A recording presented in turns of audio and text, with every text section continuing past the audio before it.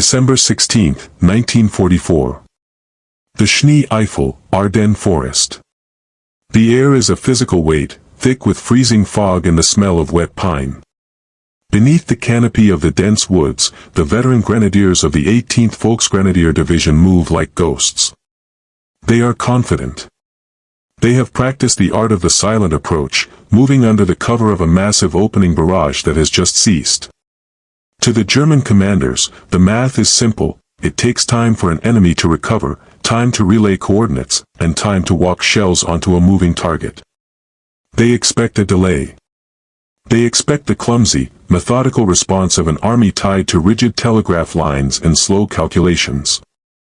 Instead, the silence of the forest is not broken by a single ranging shot, but by a sudden, simultaneous roar that feels like the sky has been torn in half. There is no whistling warning, no bracketing of the position. In one heartbeat, dozens of 105mm shells, fired from different batteries at different distances, converge on this exact patch of earth at the exact same microsecond. The earth thrashes upward in a geyser of shrapnel and frozen mud. This is not luck. This is the time-on-target mission, a terrifying display of American industrial math that would rewrite the rules of the battlefield. To understand why the German infantry was so utterly paralyzed by the speed of American fire, one must look back to the scars of the Great War. In 1918, artillery was a blunt instrument. It was a weapon of mass, not precision. Batteries were often static, tethered to rigid firing plans that were drawn up days in advance. If an infantry officer on the front lines saw a new threat, he had to navigate a labyrinth of telephone wires and bureaucratic hierarchies to request support. By the time the shells arrived, the target was often gone, or worse, the situation had shifted so drastically that the friendly troops were now in the impact zone. The United States Army, emerging from the First World War, realized that the next conflict would be defined by fluid movement. They recognized a fundamental truth: a gun that fires 100 rounds too late is less valuable than a gun that fires 10 rounds at the perfect moment. Throughout the 1920s and 30s, while the world's eyes were on the flashier developments of tanks and aircraft, the U.S. Army Field Artillery School at Fort Sill, Oklahoma, was quietly conducting a revolution. They weren't just looking for better explosives, they were looking for a better system of communication and mathematics. The Americans moved away from the concept of individual batteries acting as independent units. Instead, they pioneered the Fire Direction Center, FDC. This was the central nervous system of the artillery. In the traditional European model, the observer on the hill did the math, calculated the angles, and told the guns where to point. In the new American model, the observer simply acted as the eyes. He sent back raw data, the where and what, and the FDC, a small group of specialized technicians located safely behind the lines, performed the complex ballistic geometry. This shift was monumental. It meant that any forward observer could talk to any battery in range. It meant that fire could be massed from multiple different locations onto a single point without the batteries ever seeing each other. The Americans were building a switchboard for death, an industrial-scale clearinghouse for coordinates that treated high-explosive shells like data points in a ledger. By the time the United States entered the war in late 1941, they possessed a doctrine of flexibility that no other nation, not even the technically proficient Germans, had managed to replicate. The hardware that supported this doctrine was the M101 105mm howitzer. It wasn't the largest gun on the battlefield, nor was it the longest ranged. But it was incredibly reliable, easy to transport, and possessed a high rate of fire. Most importantly, it was backed by a logistics chain that ensured American gunners almost never had to worry about shell hunger. While German batteries were often rationed to a handful of rounds per day due to strained supply lines, the American philosophy was to let the shells do the work. They would rather spend $10,000 on steel than a single American life. As the U.S. forces landed in North Africa and later moved through Sicily and Italy, this system was refined under the pressure of real-world combat. The Americans learned to integrate radios, specifically the FM sets that were far superior to the AM radios used by the Axis, into every level of the command structure. This allowed for a terrifyingly short sensor-to-shooter loop. In some cases, an American unit could call for fire and have rounds landing on the target in under 3 minutes. To a German officer accustomed to the 10 to 20-minute response times of his own artillery, this felt less like warfare and more like an act of God. By the time the Allied armies surged across the hedgerows of Normandy and into the open plains of northern France in 1944, the disparity between German and American artillery philosophy had reached a breaking point. The German here was by no means lacking in quality. Their 88mm multipurpose guns were legendary, and their heavy Nebelwerfer rocket launchers could blanket an area in terrifying fire. However, the German system was decentralized and often hampered by a rigid, top-down command structure. German artillery was frequently organic to specific divisions, meaning it was difficult for a commander in one sector to borrow the fire of a battery in another without a slow, arduous trek through the chain of command. Furthermore, the German army was increasingly demodernizing. While propaganda showed panzer divisions and half-tracks, the vast majority of the German infantry relied on horse-drawn logistics. Moving heavy artillery pieces was slow, and their communication relied heavily on physical telephone wires. In the chaotic, fast-moving battles of 1944, these wires were constantly severed by American shells or tank treads, leaving German batteries blind and unable to react to the shifting front. The Americans, by contrast, had fully embraced the concept of the fire mission. In the U.S. Army, artillery was treated as a communal pool of power. Through the use of the Fire Direction Center, a single forward observer, even a lowly lieutenant, could potentially command the fire of an entire corps' worth of guns if the situation warranted it. This was made possible by the graphic firing table, a specialized slide rule that allowed FDC technicians to instantly translate map coordinates into elevation and deflection data for the gun crews. This mathematical speed was bolstered by the sheer abundance of American equipment. By late 1944, the U.S. was producing shells at a rate that staggered German intelligence. During the Battle of the Bulge, American batteries would sometimes fire more rounds in a single afternoon than a German battery would receive in a month. This allowed the Americans to pioneer the concept of pre-registered fire. Before an attack even began, American observers would pick out every logical place a German might hide, a crossroads, a stone farmhouse, a dense thicket, and calculate the firing data for those spots in advance. When the German infantry finally stepped out from their cover to launch a counterattack, they weren't walking into a dynamic battle, they were walking into a pre-calculated death zone. The American gunners weren't aiming, in the traditional sense, they were simply executing a mathematical program. This, industrialized slaughter, changed the psychology of the German soldier. They began to feel that no matter how well they hid, or how fast they moved, the steel rain was already waiting for them. The speed of the American response was so high that many German prisoners of war were convinced the Americans had developed a secret radar that could see through trees and fog. In reality, it was just better radios, better math, and a refusal to let the guns stay silent. As the winter of 1944 descended, this system would be put to its ultimate test. The Germans were preparing their final great gamble in the West, an offensive that relied on speed and the neutralization of Allied air power. They believed that without their planes, the Americans would be helpless. They had forgotten about the guns. The tactical angle, the FDC brain, the true secret of American speed lay not in the barrels of the guns, but in the tents and trailers of the Fire Direction Center, FDC. This was a revolutionary middleman between the observer and the gunner. In other armies, if an observer wanted to hit a target, he had to tell the gunners exactly how to adjust their pieces, a slow, error-prone process.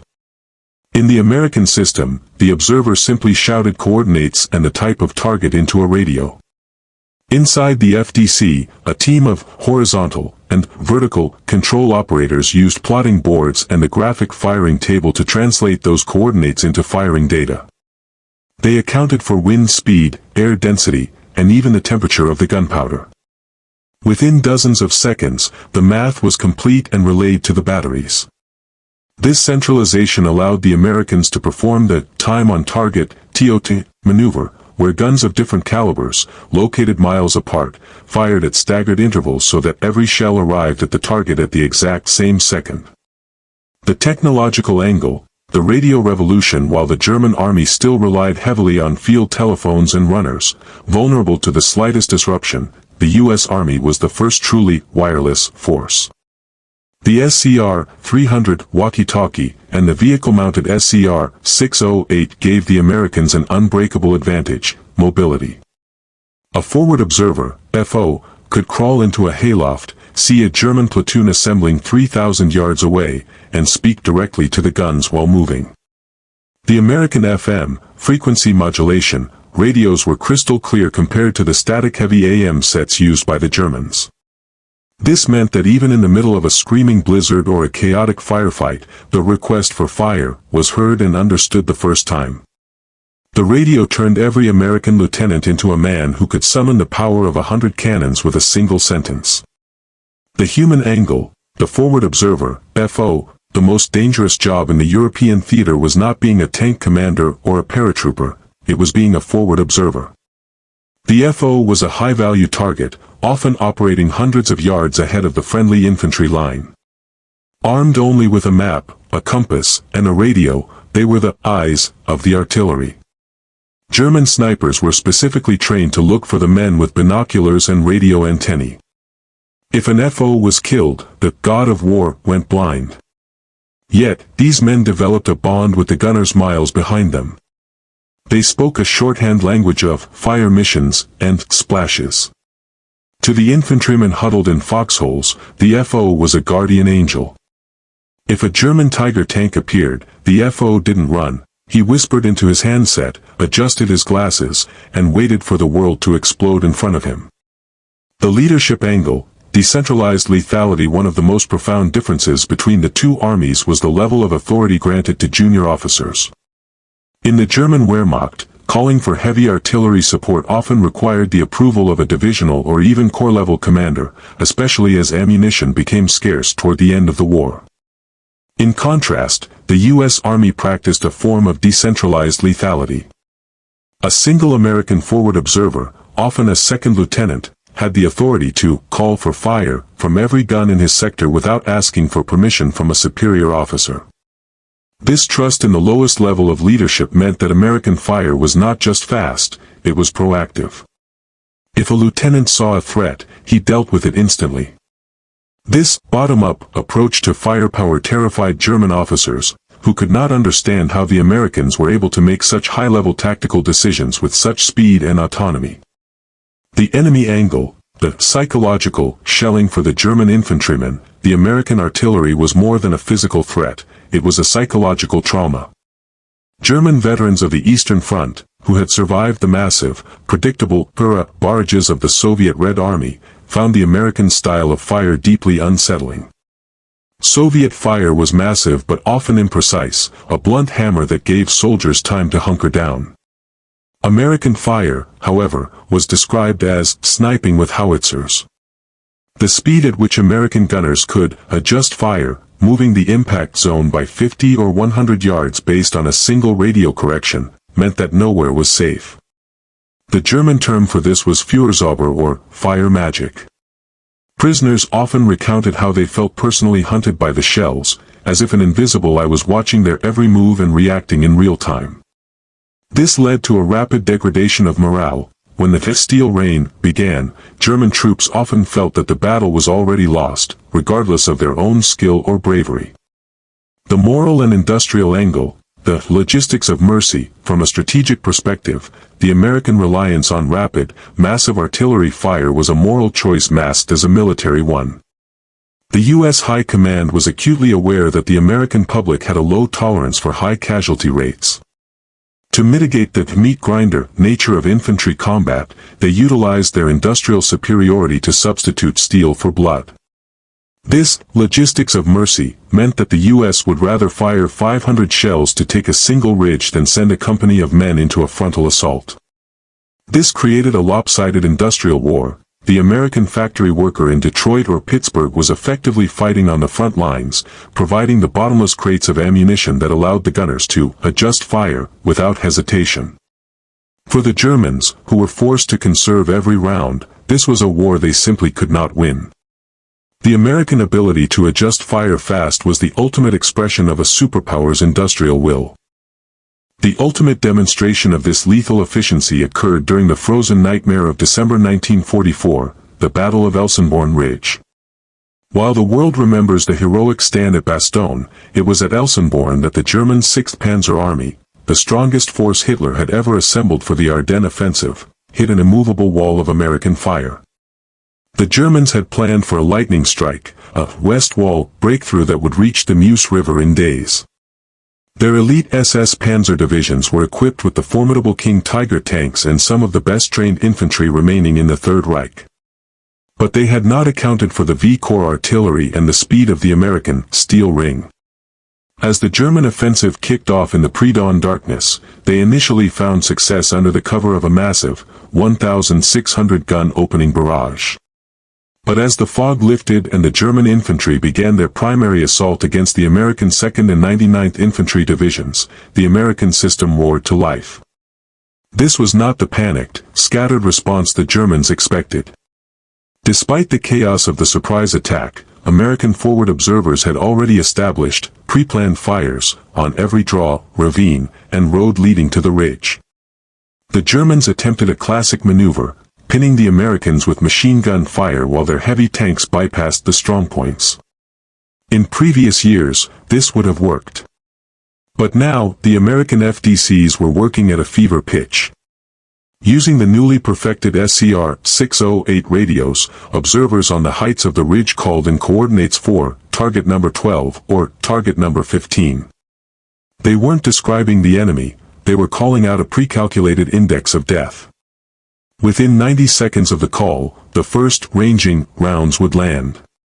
To the German grenadiers, it was a terrifyingly personal experience. They would hear the distant thump of the guns, and before they could even dive for cover, the shells were among them. The American gunners weren't just firing at the front lines, they were using their superior range and speed to box in the German units, firing behind them to cut off retreat and then walking the fire directly into the center of the formation. The speed of the adjustment was so rapid that German commanders reported their units being wiped out before they could even deploy from their marching columns. The true turning point within the battle occurred when the Americans unleashed their most terrifying mathematical weapon, the time on target, TOT mission. On the afternoon of December 17th, as the 12th SS Panzer Division, Hitlerjugend, attempted a massive armored push toward the twin villages of Krinkeltrachterath, the V-Corps artillery commander realized that conventional, battery-by-battery, fire would not stop the momentum of the heavy tanks. He ordered a corps-wide TOT. This required a level of coordination that no other army on Earth could achieve in the heat of battle. The fire direction centers calculated the exact flight time for shells from over 150 guns, ranging from 105 mm howitzers to massive 8-inch Black Panther cannons. Because the batteries were located at different distances from the target, some guns fired several seconds before others. The goal was for every single shell to reach the German assembly area at the exact same moment. The result was a literal wall of fire that seemed to fall out of a clear sky. There was no warning. There was no gradual build-up. One moment, the German panzers were idling in the tree line, preparing their final lunge. The next, the entire forest exploded in a synchronized hurricane of steel and high explosives. The concussion was so great it shattered the eardrums of men in nearby bunkers. The sheer volume of fire didn't just destroy the tanks, it turned the frozen ground into a churned mire, making it impossible for the surviving vehicles to maneuver. The German infantry, who had been taught that the Americans were soft and reliant on air support, watched in horror as their elite armor was shredded by a force they couldn't see. The adjust fire commands coming from the observers on the ridge were so precise that they were able to drop shells within 50 yards of their own foxholes to scrape off German borders. By the time the sun set on Elsenborn, the 6th Panzer Army's spearhead was broken. They had expected a fight against men, they found themselves fighting an industrial machine that could calculate their death in seconds. This moment changed the trajectory of the Ardennes offensive, not because of a single heroic charge, but because the American god of war was faster than the German blitzkrieg. The silence that followed the great barrages at Elsenborn Ridge and the surrounding Ardennes sectors was not a peaceful one, it was the heavy, ringing silence of a shattered army. As the German offensive sputtered into a defensive retreat, the true cost of the steel rain became visible. Surveying the battlefields, American officers found scenes that defied traditional military logic. They discovered entire German platoons frozen in time, men still in their foxholes or crouched behind trees, killed not by direct hits, but by the sheer overpressure and horizontal fragmentation of perfectly timed airbursts. The fast adjustment of American fire had created a new kind of no man's land. In World War I, this was a static space between trenches. In 1944, the Americans had made the entire tactical zone a no man's land. German after-action reports captured by Allied intelligence painted a picture of utter helplessness. One captured Oberst, Colonel, of the 12th SS Panzer Division remarked during interrogation that the American artillery was not a weapon, but a form of environmental disaster. He noted that his men could handle the American tanks and the American infantry, but the invisible hand that could drop a shell on a moving motorcycle or a single machine gun nest within 2 minutes of its discovery was something they could not counter. Statistically, the impact was staggering. While the German 88 remains the most famous gun of the war, post-war analysis by the U.S. Army's Office of the Chief of Military History concluded that artillery was responsible for nearly 70% of all German casualties on the Western Front. The speed of the fire direction center meant that the Germans could never achieve local superiority. Every time a German commander identified a weak point in the American line and committed his reserves, the steel rain arrived before those reserves could even reach the point of contact. The American artillery had effectively decoupled the German army's ability to coordinate its own movements. By late January 1945, the German High Command was forced to issue new directives on artillery-safe movement. They instructed units to move only at night or in the foulest weather, not to avoid American planes, which was the previous priority, but to avoid the eyes of the American forward observers. The German infantry's fear of the fast adjustment had fundamentally changed their doctrine from aggressive maneuver to terrified survival. The hunters had become the hunted, chased by a mathematical formula they couldn't outrun. The broader consequence of this tactical speed was the complete erosion of the German Kampfgruppe system. Traditionally, the German army relied on forming small, ad hoc battle groups of tanks and infantry to deliver sharp, localized counterattacks. These groups were designed to be nimble, hitting the Allies where they were weakest. However, the American Fire Direction Center, FDC, turned this nimbleness into a liability. Because the American gunners could shift their focus across miles of front in a matter of minutes, the German Kampfgruppen were often detected and annihilated before they could even cross their own start lines. This led to a strategic paralysis. By the spring of 1945, as the Allies pushed toward the Rhine, the German leadership began to lose faith in their own tactical maneuvers. They found that any concentration of troops, no matter how well hidden, was susceptible to a time-on-target mission the moment a single American radio operator caught a glimpse of a gray uniform. The psychological toll resulted in shell-shy units that refused to congregate in numbers larger than a squad, making it impossible for the Wehrmacht to launch any meaningful offensive operations.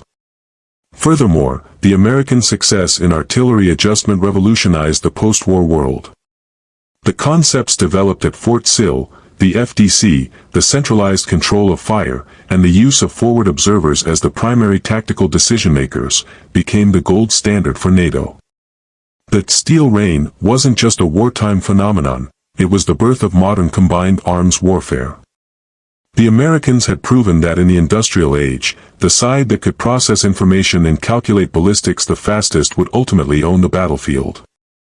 For the German infantry who survived the war, the memory of that speed remained the most terrifying aspect of their experience, a feeling of being targeted by a machine that was always one step ahead.